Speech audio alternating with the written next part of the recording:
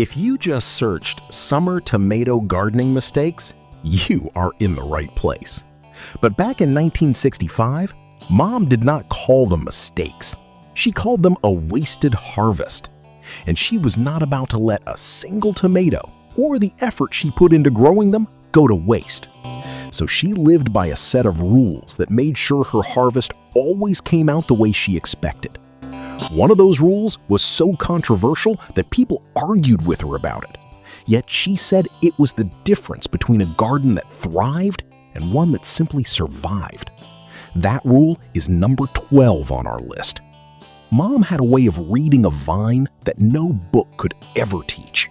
She just knew things that came from years of tending and paying attention. But today, all that old school wisdom has been drowned out by modern shortcuts.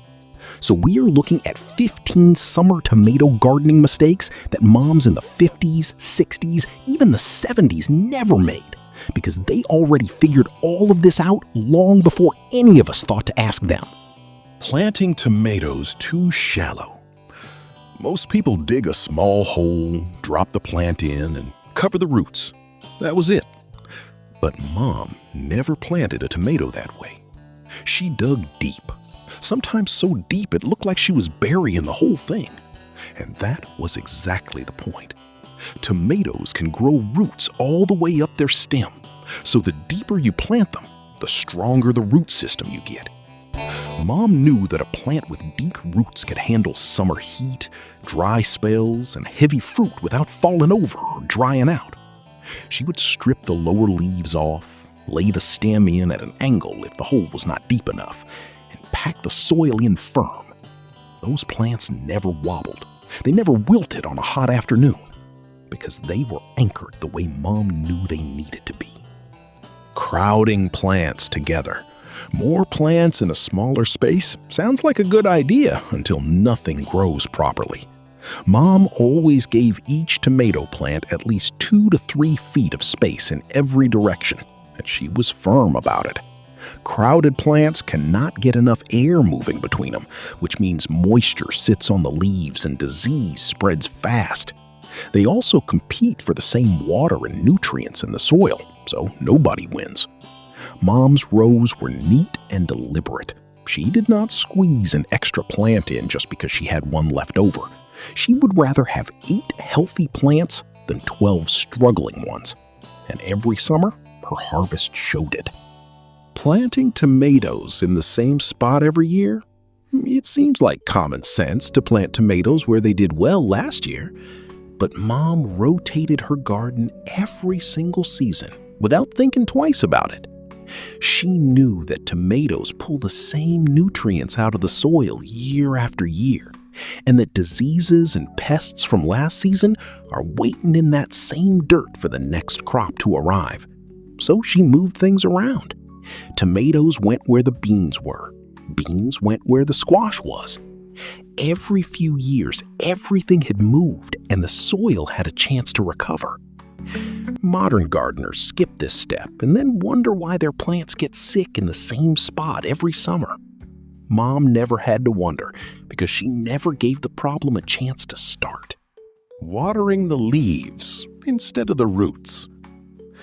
Most of us water our tomatoes the same way we water everything else. We grab the hose and spray the whole plant from top to bottom and call it done. But Mom never did it that way. She knew that wet leaves were sick leaves, so she always watered slow and low, right at the base of the plant, letting the water soak all the way down to the roots, where it actually mattered.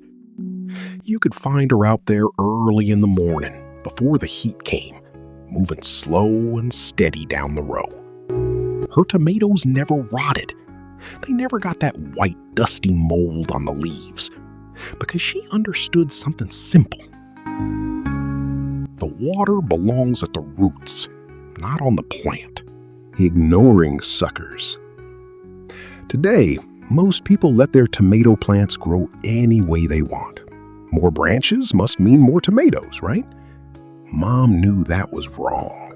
She pinched suckers every single week without fail. And if you leave it, it becomes another stem, and then another, and the plant spends all its energy growing leaves instead of growing fruit. Mom would walk her rows with her fingers ready, pinching every sucker she found before it got big enough to steal energy from the plant.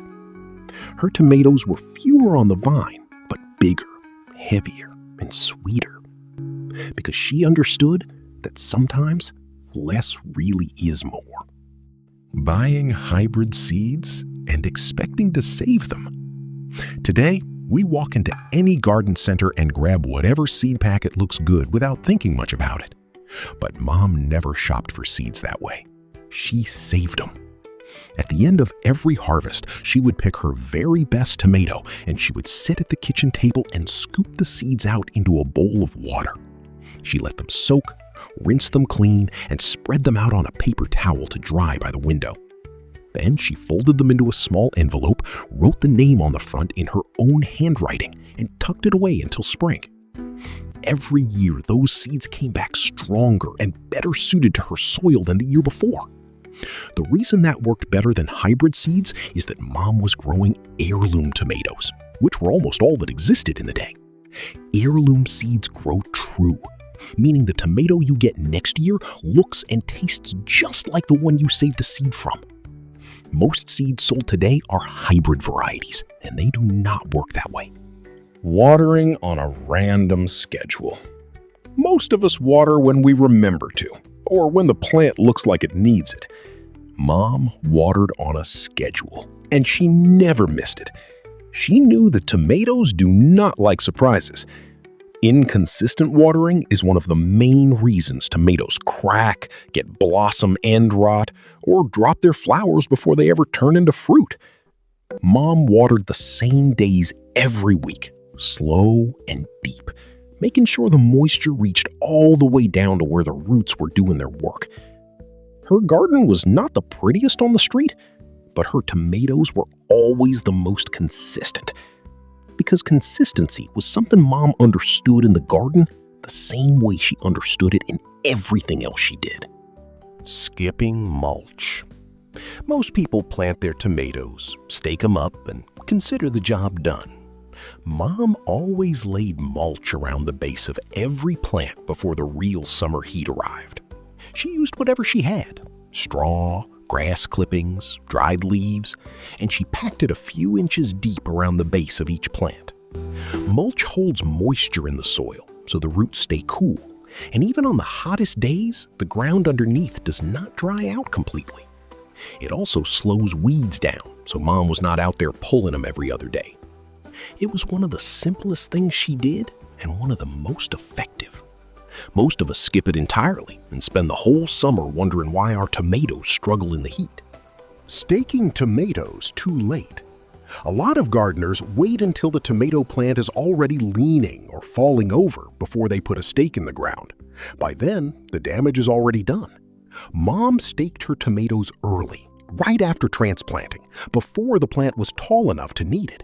She knew that pushing a stake into the ground next to a mature plant disturbs the roots and can set the whole plant back.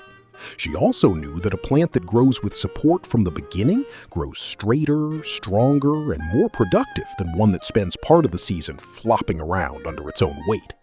Her stakes were in the ground before most neighbors had even thought about it, and her plants grew like they had somewhere to be.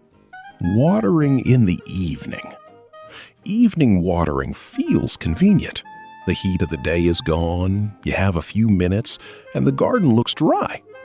But Mom always watered in the morning, and she had a very good reason. When you water in the evening, the moisture sits on the leaves and in the soil overnight, with no sun to dry it out. That is exactly the condition that fungal disease loves. Mom watered early, before the heat came, so the roots soaked up what they needed, and anything that splashed on the leaves dried off quickly in the morning sun. By the time the afternoon heat arrived, her plants were dry and strong. Evening watering was simply not something she was willing to do, and her garden stayed healthier because of it. Planting by the calendar instead of the soil. Every spring, the same thing happens. The calendar says it is planting time, and people go out and put their tomatoes in the ground before the soil is ready. Then a cold snap comes, and the plants just sit there, doing nothing for weeks. Mom never planted by the calendar. She planted by the soil. She would walk out to the garden, reach down, and press her bare hand flat against the earth. If it felt cold, she went back inside and waited. She checked again in a few days, patient as she always was, until the ground felt genuinely warm under her palm. Experts today say tomato roots need the soil to reach at least 60 degrees before they can really start growing. But Mom did not need a thermometer to know that. She had years of paying attention to the same patch of ground, season after season, until she could read it the way she read everything else in her home. Waiting an extra 2 weeks in the spring meant her plants took off the moment they went in. Over-fertilizing with the wrong thing. Walk into any garden center today, and you will find an entire wall of fertilizers promising to make everything grow faster, greener, and bigger. Most people grab the bag with the highest numbers and use it all season long without thinking twice. But Mom never fertilized that way.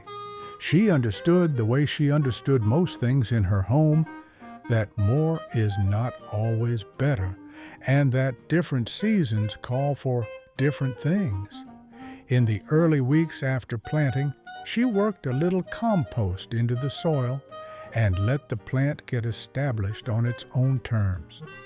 Once the flowers started coming, she pulled back, because too much nitrogen at that stage pushes a plant to grow beautiful dark leaves and almost no fruit. She watched the plant to see what it was telling her before she gave it anything else. The result was tomatoes that set fruit heavily and ripened all the way through the season. She was not following instructions off a bag. She was paying attention, the same way she paid attention to everything else that mattered to her, leaving the lower leaves on the plant. This is one that most home gardeners today have never even heard of. Mom always removed the leaves from the bottom 8 to 12 inches of her tomato plants, and she did it early in the season before those leaves had a chance to cause problems. Lower leaves are the first ones to touch the soil, and soil carries disease. When those leaves make contact with the ground, especially after watering or rain, they become a direct pathway for fungal disease to climb up into the plant. Mom stripped them off clean, kept the base of the plant open and dry, and her tomatoes stayed healthier, deeper into the season than most. It was a small habit that made a big difference, and almost nobody does it anymore. Ignoring hornworms until the damage is done. Tomato hornworms are masters of disguise. They are bright green, they blend perfectly into the plant, and by the time most people notice them, the damage is already extensive. Mom checked her plants by hand every few days, running her fingers along the stems and under the leaves, looking for the worms themselves or the dark, round droppings they leave behind. She did not wait for the plant to look devastated before she acted. She caught them early, picked them off by hand, and dropped them somewhere far from the garden. It was not glamorous work, but it was effective. Today, most people either miss the hornworms entirely or reach for a chemical spray. Mom just used her eyes and her hands, and her plants made it to the end of the season intact. Throwing away cracked or ugly tomatoes. At the end of the season, or after a heavy rain, tomatoes crack. They split. They get soft spots and funny shapes, and most people today look at them and throw them away. Mom never threw away a cracked tomato. Not one. She brought them inside the same day they cracked, before they had a chance to rot, and she cooked them down into sauce, into soup, into something that would feed the family for days. Nothing left the garden and went to waste. The ugly tomatoes, the ones that never made it to the table whole, often made the best sauce of the summer, because Mom understood that imperfect did not mean worthless. It just meant you had to use it differently. And that was a lesson that went well beyond the garden. You know, Mom did not have a degree in agriculture. She did not have a fancy irrigation system or a shelf full of chemicals. All she had was a little bit of dirt, a lot of patience, and the wisdom that had been passed down to her from her own mother. We go searching for answers to these mistakes today because somewhere along the way, we lost that rhythm. We are always in a rush, always looking for the quick fix, while she knew that the best things take time and a gentle hand. A perfectly ripe July tomato does not happen by accident. It happens because someone paid attention all season long, and that someone was usually her. I hope these 15 tips help your garden thrive this summer. But more than that, I hope they reminded you of a morning you thought you had forgotten.